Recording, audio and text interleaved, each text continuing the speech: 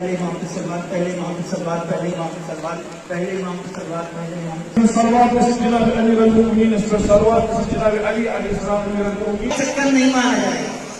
اور اگر اس کے اندر چلے جائیں گے تو چکر نہیں مانا جائے گا. جہاں اس سال سفر محمود پر جانے والے عازمین کے لیے مختلف تنظیموں کی جانب سے تربیتی کیمپوں کا انعقاد کیا گیا،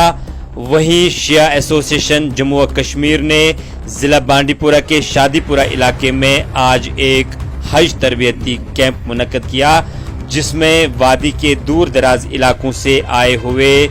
عازمین نے شرکت کی اور حج بیت اللہ سے متعلق اہم جانکاری حاصل کی.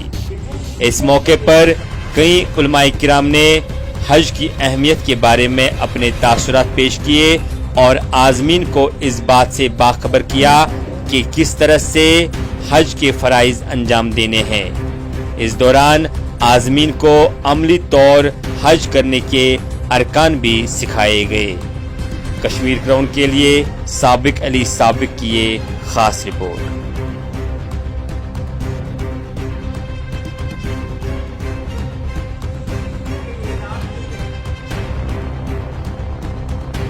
انشاءاللہ پہنچیں گے مسجد جو ویران بنتا ہے، جو آسان دیکھیے، آپ دیکھیے جو مڑے تبھی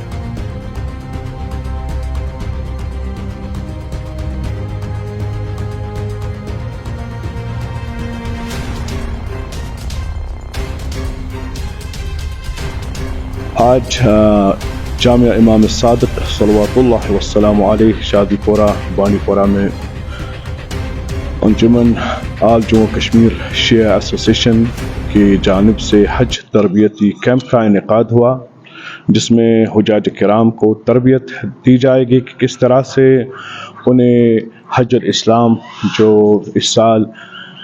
سعودی عربیہ میں منعقد، اس طرح سے جناب ابراہیم کی اذان پہ لبیک کر کے حجاج کرام ہر سال جاتے ہیں وہاں پہ، اس سال بھی کشمیر سے ہمارے مؤمنین و مومنات جا رہے ہیں حج کے لیے، ان کی سہولیت کے لیے، ان کی آسائش کے لیے کہ کہیں پہ وہ شرعی یا فقہی مسائل میں مبتلا نہ ہو.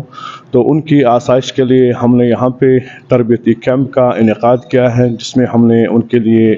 دکھایا ہے کہ حج کہاں سے کرنا ہے، انہیں خانہ کعبہ کی شکل کس طرح سے ہوگی اور مقام ابراہیم کس طرح سے ہوگا، حجر اسماعیل کیا ہے، یا باقی چیز کی ہم نے ان کے لیے نشاندہی کی ہے کہ حجر اسود یا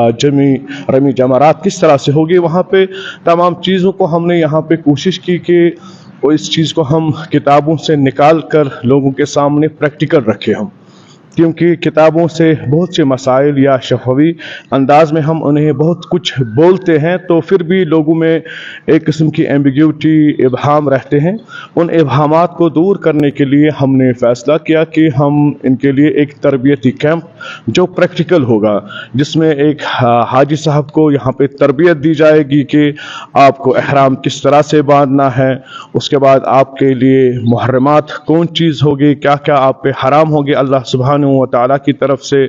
آپ کو حج کی سعی کس طرح سے کرنی ہے، آپ کو کہاں پہ قیام کرنا ہے، آپ پہ کیا جائز ہے اور آپ پہ کیا جائز نہیں ہے. اس سلسلے سے یہاں پہ کشمیر میں بہت سے کیمپس ہوئے اور اسی سلسلے میں ہم نے بھی اس علاقے بانڈی پورہ اور یہاں پہ الحمدللہ ہمارے اس کیمپ میں سری نگر سے، بڈگام سے، بارہمولہ سے،